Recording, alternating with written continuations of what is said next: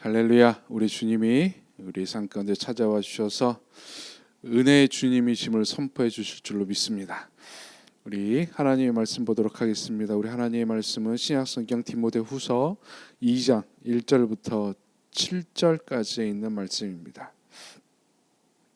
2장 1절부터 7절까지 있는 말씀 한 목소리로 함께 봉독드리도록 하겠습니다. 내 아들아, 그러므로 너는 그리스도 예수 안에 있는 은혜 가운데서 강하고 또 내가 많은 증인 앞에서 내게 들은 바를 충성된 사람들에게 부탁하라. 그들이 또 다른 사람들을 가르칠 수 있으리라. 너는 그리스도 예수의 좋은 병사로 나와 함께 고난을 받으라. 병사로 복무하는 자는 자기 생활에 얽매이는 자가 하나도 없나니 이는 모집한 자를 기쁘게 하려 함이라. 경기하는 자가 법대로 경기하지 아니하면 승리자의 관을 얻지 못할 것이며 수고하는 농부가 곡식을 먼저 받는 것이 마땅하니라. 내가 말하는 것을 생각해 보라. 주께서 범사에 내게 총명을 주시리라. 아멘. 우리는 우리가 하는 모든 것에서 잘하고 싶어 합니다. 뭔가를 처음에 시작할 때라든지 뭔가를 배울 때 우리는 잘하고 싶어 해요. 그래서 열심히 하기도 하고 좋은 결과를 맺기도 합니다. 근데 여러분, 잘하는 것이 이렇게 쉬운 것만은 아닌 것 같습니다. 왜냐하면 잘한다라고 하는 기준이 조금 달라질 수도 있고 또 사람들이 보기에는 못하는 것으로 보이기도 하고 어떤 사람들이 보기에는 잘하는 것으로 보이기도 하기 때문에 내가 뭔가를 잘한다고 하는가 결코 쉬운 것만은 아니에요. 우리 신앙생활도 마찬가지입니다. 신앙생활하는 사람들은 다 잘하고 싶어합니다. 다 다윗처럼 아브라함처럼 멋진 신앙인이 되기를 원합니다.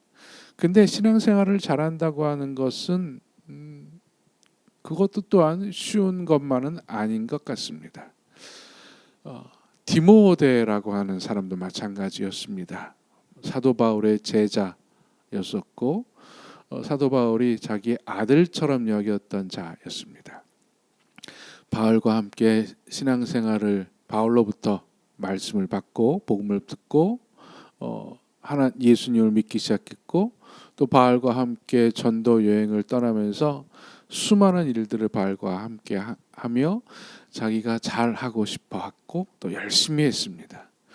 그런 디모데를 바울은 에베소라고 하는 곳에 잠시 머물게 했습니다. 또 그곳에 에베소 교회가 있었는데 그 교회에서 열심히 사역을 하게 했어요. 디모데는 얼마나 잘하고 싶었을까요? 너무나 잘하고 싶었습니다. 근데 디모데는 잘하고 싶은데 잘하는 것이 무엇인지를 잘 몰랐었던 것 같습니다. 그래서 많이 스트레스도 받고 힘들어하고 괴로워했습니다. 그런 디모데에게 바울이 편지를 쓴 것이 디모데전서, 디모데후서입니다. 그러면서 바울은 그 힘들어하는 잘하고 싶어하는데 힘들어하는 디모데에게 잘한다고 하는 것이 어떤 것인지를 오늘 본문을 통해서 설명을 해주고 있는데요. 3절에 보면 이런 말이 있죠. 너는 그리스도 예수의 좋은 병사로 나와 함께 고난을 받으라. 잘한다는 것이 어떤 것인지, 신앙생활을 잘한다고 하는 것이, 목회를 잘한다고 하는 것이 어떤 것인지 바울은 세 가지의 비유를 들어서 디모데에게 설명을 해주고 디모데를 위로해주고 있습니다. 첫 번째, 바울은 디모데에게 신앙생활을 잘하는 것은 좋은 병사와 같다라고 이야기합니다. 좋은 병사. 여러분, 좋은 병사란 무엇일까요? 군인. 그러면은 그렇죠. 군인은 실력이 있어야 돼요.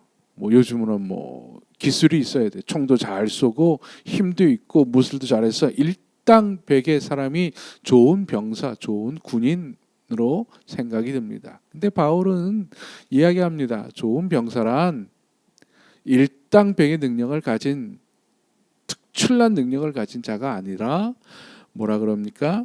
4절에 보면은 모집한 자를 기쁘게 하는 자라는 거예요. 즉 자기를 군사로 모집한 자, 자기를 병사로 뽑은 자의 마음을 기쁘게 하는 자다라고 이야기하는 겁니다. 즉 첫 번째 진짜 신앙생활 잘하는 사람은 어떤 사람이냐? 주인을 기쁘게 하는 자. 여러분, 우리 주인은 누굽니까? 바로 우리 주 하나님, 우리 주 예수 그리스도지요. 즉 예수 그리스도, 우리 하나님이 기뻐하게 할 수 있는 것, 하나님을 기쁘게 하는 자가 바로 신앙생활을 잘하는 자라고 하는 겁니다. 하나님을 기쁘게 한다는 것이 무엇입니까? 그걸 좀 더 자세히 설명을 해주고 있어요. 4절에 보니까 병사로 복무하는 자는 자기 생활에 얽매이는 자가 하나도 없나니 이는 병사로 모집한 자를 기쁘게 하려 함이라. 즉 병사로 복무하는 자는 자기 생각에 얽매이지 않는다고 하는 거예요. 자기 판단에 얽매이지 않고 오직 자기를 병사로 부른, 군인으로 부른 그 주인의 생각에 얽매이는 자라고 하는 것입니다. 즉 우리는 우리의 신앙생활은 기준이 내가 아니라고 하는 거예요. 내가 좋아하고 내가 만족하고 내가 기뻐하는 것이 아니라 하나님이 좋아하고 예수님이 기뻐하고 예수님이 만족하는 것을 추구하는 것입니다. 왜 종종 신앙생활을 하다 보면은 자기 만족에 빠져 있는 사람들이 있어요. 마침 예수님 시대의 바리새인들과 같아요. 바리새인들은 자기가 어떤 율법을 잘 지키는 것으로, 예를 들어 안식일법을 잘 지키는 것으로 자기 만족하며 살았습니다. 나는 신앙생활 참 잘하는 사람이야 라고 생각을 했어요. 어떤 서기관들은 율법을 달달달달 외우면서 누군가가 뭔가를 물어보면 그 답을 아주 청산유수로 쭉 설명하는 것으로 나는 신앙생활 참 잘하는 사람이야 라고 생각을 했다는 것입니다. 그때 예수님께서 말씀하시죠. 그거 아니다. 내가 율법을 잘 지켜서 내 만족으로 신앙생활을 잘하는 것이 아니라 그 율법이 요구하는 바가 무엇인지를 알아야 된다. 안식일날 나는 율법을 잘 지켜서 나는 신앙생활 참 잘하는 자라고 생각했던 그들에게 예수님이 말합니다. 자, 안식일은 왜 하나님이 지정하셨느냐? 안식일이 무엇을 하는 것이 옳겠느냐? 너희들이 만든 율법을 지키려고 병든 자, 아픈 자를 그냥 놔두는 것이 하나님이 기뻐하는 것이겠느냐? 아니면 안식일이 진짜 하나님이 우리에게 해방을 주셨듯이, 자유함을 주셨듯이 병든 자를 자유케 하는 것이 하나님의 뜻이겠느냐, 하나님이 기뻐하는 것이겠느냐라고 질문을 하십니다. 바리새인들이 한 대 먹었죠. 한 방 크게 얻어맞았습니다. 그렇구나.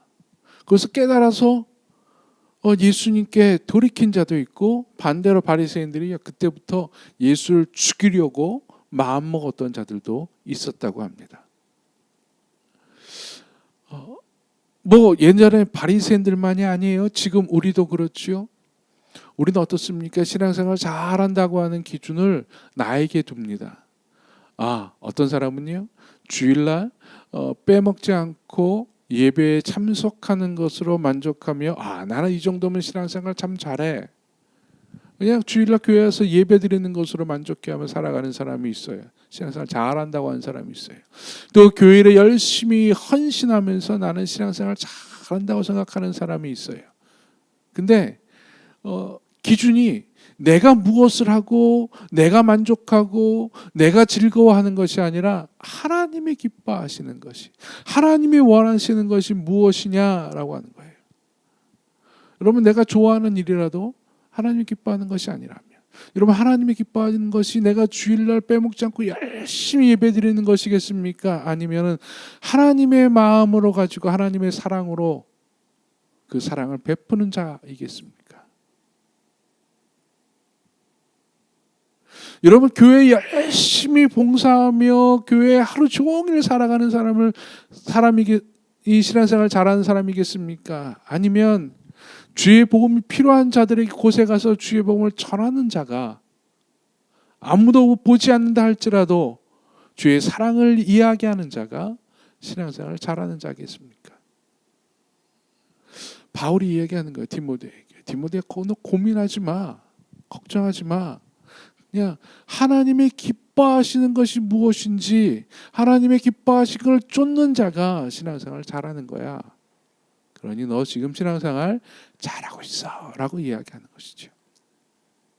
여러분, 우리의 신앙생활을 한번 뒤돌아 봐야 될 줄로 압니다. 내 만족으로, 내 그냥 충족감으로 신앙생활을 하는 것이 아니라 진짜 하나님이 기뻐하시는 것이 무엇인지, 주님이 기뻐하시는 것이 무엇인지, 주님의 뜻이 무엇에 있는지를 항상 생각을 해봐야 되는 것이라고 하는 것입니다. 내가 좋아하는 일이라도 하나님이 싫어한다면, 하나님이 그렇게 즐거워하지 않는다면 포기할 줄 알아야지 되는 거예요. 버릴 수도 있어야 되는 것이라고 하는 겁니다. 내가 편하다고 하나님이 다 좋아하는 것이 아닙니다. 내가 불편하더라도 하나님이 기뻐하시는 것이라면 하는 겁니다.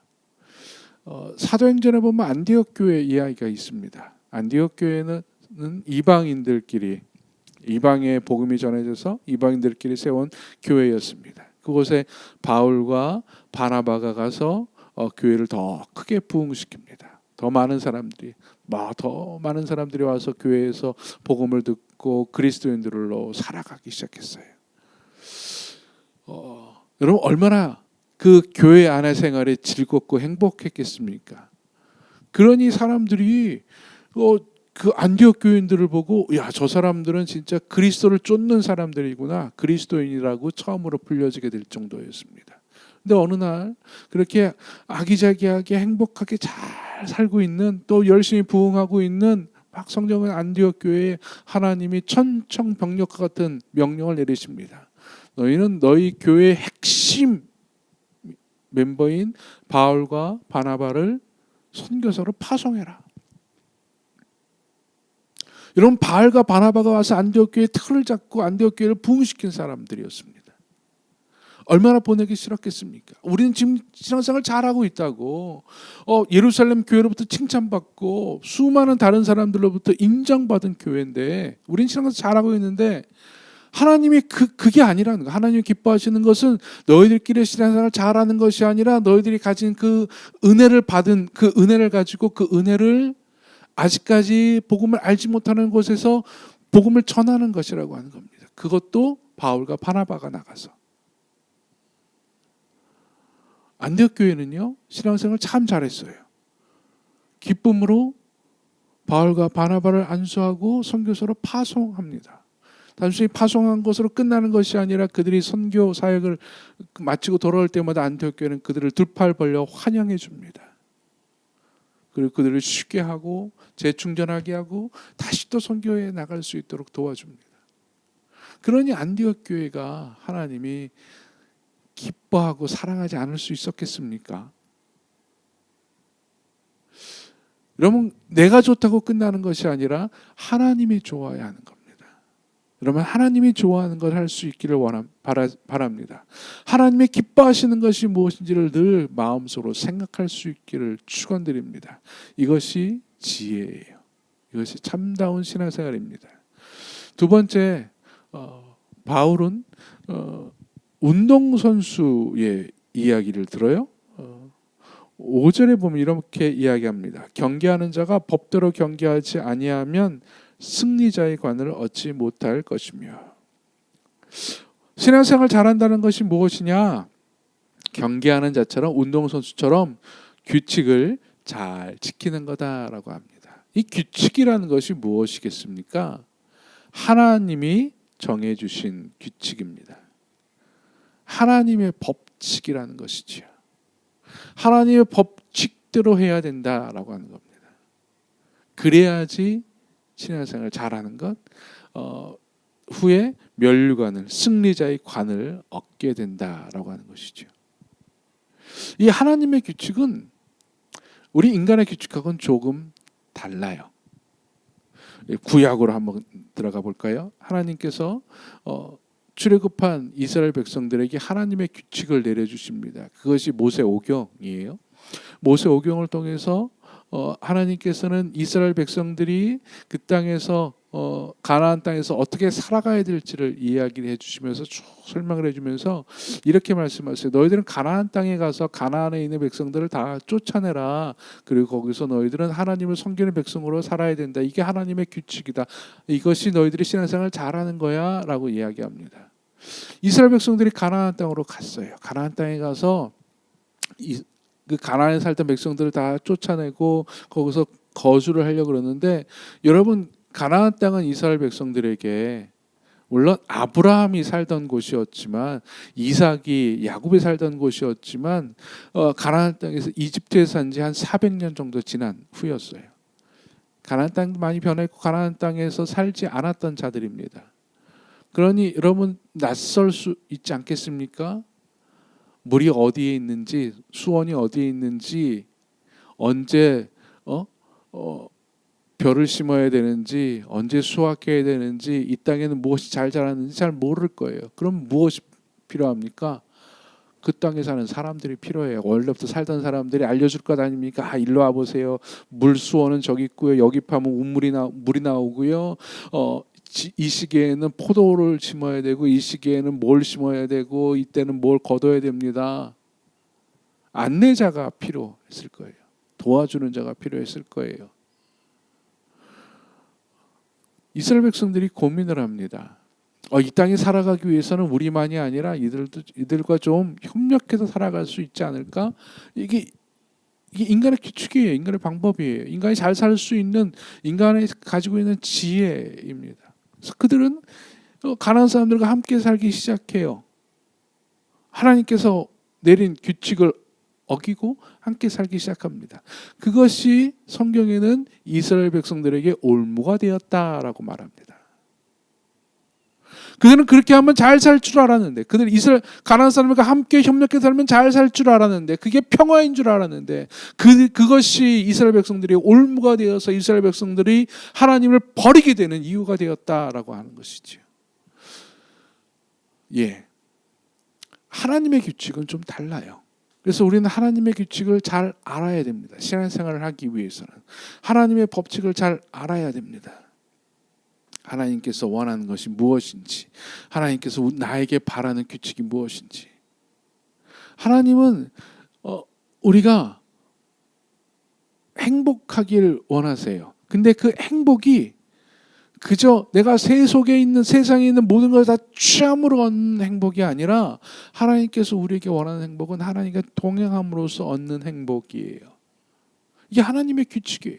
너는 나와 동행할 때, 너는 나와 함께할 때 너는 평안할 수 있고 너는 복을 얻을 수 있다고 하는 거예요. 근데 우리가 생각하기에는 복을 얻기 위해서는 하나님을 조금 잊어버릴 때가 있어야 돼요. 하나님과 손을 좀 놓고 세상과 손을 잡아야 될 때가 있어요. 그래야지 내가 더 행복해지는 것 같고 내가 더 풍요로워지는 것 같아요. 이게 세상의 법칙이에요. 이걸 세상에서는 이걸 지혜라고 말합니다. 근데 하나님께서는 그걸 지혜가 아니라고 이야기해요. 죄라고 이야기해요. 잘못된 것이라고 이야기해요. 하나님과 동행하라고 이야기합니다. 마치 사탄의 꾀인 같죠. 사탄이 뱀이 하와와 아담에게 이야기한 것처럼 선악과 먹으면 너는 지혜로워질 거야. 잘 살 수 있을 거야. 행복해질 수 있을 거야. 근데 하나님은 뭐라 그럽니까? 아니야. 너 그거 먹는 게 아니라 그저 나와 함께 있으면 돼. 나와 함께 있으면 너는 행복해질 수 있을 거야. 이게 하나님의 규칙이었거든요. 근데 아담과 하와가 그 규칙을 깨버립니다. 그 결과는 어떻게 됐습니까? 하나님과 멀어지게 되고 죄악 가운데, 죽음 가운데 내몰리게 되죠. 잘 살 줄 알았는데, 행복할 줄 알았는데, 지혜로워질 줄 알았는데 그 반대가 되죠. 신앙생활 잘한다는 것은 무엇입니까? 하나님의 규칙을 지키며 살아가는 겁니다. 하나님이 나에게 주신 규칙이 뭡니까? 우리에게 주신 규칙이 무엇입니까? 그 규칙을 지킬 수 있기 바랍니다. 그 규칙을 알아내어 그 규칙대로 살아갈 수 있기를 바랍니다. 세 번째, 6절에 이렇게 얘기합니다. 수고하는 농부가 곡식을 먼저 받는 것이 마땅하니라. 이건 두 가지 의미가 있어요. 먼저 농부의 비유는 신앙생활 잘한다고 하는 것은 땀 흘리는 거라는 것, 수고하는 자라고 하는 것입니다. 즉 신앙생활은요 유행을 바라는 것이 아닙니다. 우리는 신앙생활하면서 믿음을 잃어가면서 유행을 바랄 때가 종종 있어요. 내가 뭔가 땀 흘리지 않고 그냥 하나님이 나에게 덥석 뭔가를 준 것, 이것이 하나님의 은혜가 아닐까라고 생각합니다. 아니에요. 수고하는 농부가 되어야 된다고 하는 거예요. 신앙생활은 땀을 흘려야 되는 거예요. 내가 열심히 살아가야 되는 거예요.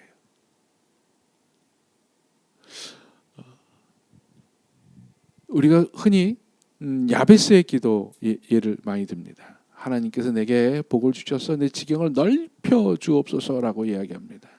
여러분, 야베스가 그 기도를 할 수 있었던 이유가 무엇이겠습니까? 그는 열심히 살았어요.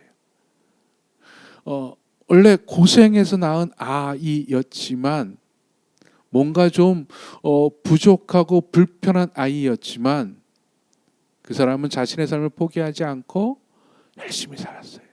그래서 하나님께 그러한 포부 넓은 기도를 할 수 있었던 것이지요. 땀 흘려야 됩니다. 두 번째, 그건 디모데에게 주시는 이야기인데요. 이 6절을 통해서 수고하는 농부가 곡식을 먼저 받는 것이 마땅하니라. 진짜 신앙생활이란 하나님이 나에게 주시는 것에 대해서 부끄러워하지 않는 거예요. 부끄러워하지 않는 것. 여러분, 사도 바울은 선교를 다니면서 자비량으로 선교를 했습니다.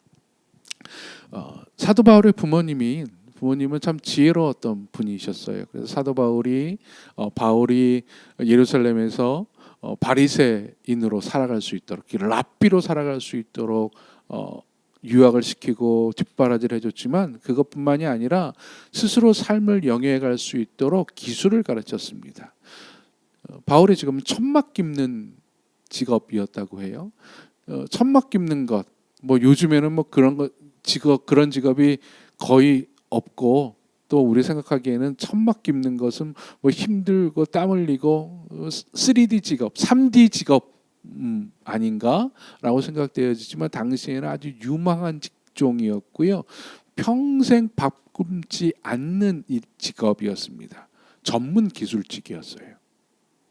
그래서 바울은 자기가 사역하면서 어디 가서 자기 몫에 대해서 손 내밀지 않았었습니다. 좀 도와주시오라고 말하지 않고 그냥 열심히 그 지역에 가서 전문 기술을 팔아서 밥 벌어먹고 쑥쑥 알아서 하고 그랬습니다. 그걸 우리는 자비량이라고 그러는데요. 근데 반면에 디모데는 그런 것 같지 않습니다.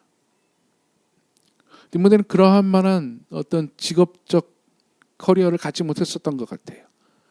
그래서 에베소에서 사역할 때 에베소 교회에서 먹고 자며 에베소 교인들이 그를 십시일반 도와줬던 것 같습니다. 부끄럽지 않았을까요? 우리 스승 바울은 알아서 다 돈 벌고 손 내밀지 않고 당나고 떳떳하게 막 복음 전하고 어디 가서 꿀리지 않는데 나는 뭔가를 받으니 눈치를 봐야 되는 것 아닌가?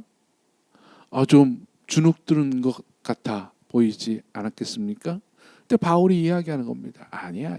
그건 하나님이 주시는 거야. 하나님이 주시는 거예요. 교인이 너에게 주는 것이 아니라 수고한 농부가 그 몫을 먼저 받는 것이 당연하다는 것은 수고한 농부가 그 하나님이 주신 그 수확, 그 결실을 얻는 것이 당연하듯이 너는 열심히 수고한다면 네가 받은 교인들이 너에게 도와주는 그 모든 것들을 하나님이 주신 은혜로 당당히 받으라는 것입니다. 즉 신앙생활에는 주눅들 필요가 없는 거예요. 부끄러워할 필요가 없는 거예요. 어떤 일을 함에 있어서 없으면 없는 대로 당당하는 겁니다. 있으면 있는 대로 자랑하지 않고 당당하는 겁니다. 여러분 신앙생활은 당당한 거예요. 신앙생활을 하는데 내가 뭔가 없어요. 부족해요. 그래서 막 주눅 들고 나는 능력이 없나 봐. 아니에요. 그거 하나님이 나에게 주신 거라고 하는. 거기에 만족하고 거기에 기뻐하고 거기에 감사할 수 있을 때 신앙생활은 부족함이 없는 것이 되고요. 신앙생활은 당당하게 됩니다. 예. 신앙생활 잘한다고 하는 것은 이러한 농부의 마음이에요. 내가 열심히 땀 흘리면서 땀 흘린 대가 결실을 얻을 때 당당하게 얻는 것. 부끄러워하지 아니하고 주눅들지 아니하는 것. 신앙생활 잘한다고 하는 것에 대해서 사도 바울은 디모데에게 잘 설명해 주면서 이렇게 살아가라. 이렇게 신앙생활하라 라고 이야기합니다. 지금 나의 신앙생활을 여기 한번 맞춰보기를 바랍니다. 나는 과연 내 만족으로 신앙생활을 하는지 아니면 하나님을 기쁘게 하기 위해서 내가 고민하고 있는지, 내가 신앙생활을 하는 데 있어서 하나님의 규칙을 따르는지 아니면 나의 규칙을 따르는지, 내 규칙이 맞다고 내 방법이 옳다고 이야기하는지, 내가 신앙생활하면서 혹시 믿음이라는 핑계로 유행을 바라고 있지는 아니하는지, 아니면 내가 진짜 땀 흘리고 있는지, 주의 나라를 위해서 땀 흘리고 있는지, 우리가 그것을 뒤돌아볼 때 진짜 우리의 신앙생활이 좀 더 멋지고 또 하나님께서 원하시는 신앙생활을 하게 될 줄로 믿습니다. 여러분 꼭 이러한 신앙생활을 통해서 나의 신앙생활을 뒤돌아보면서 내가 신앙생활을 잘하고 있는지 아니면 내가 잘 못하고 있는지 한번 점검하며 신앙생활을 잘 할 수 있는 우리 모두가 될 수 있기를 주의 이름으로 간절히 축원드립니다. 복음이 전해질 때까지 증인된 삶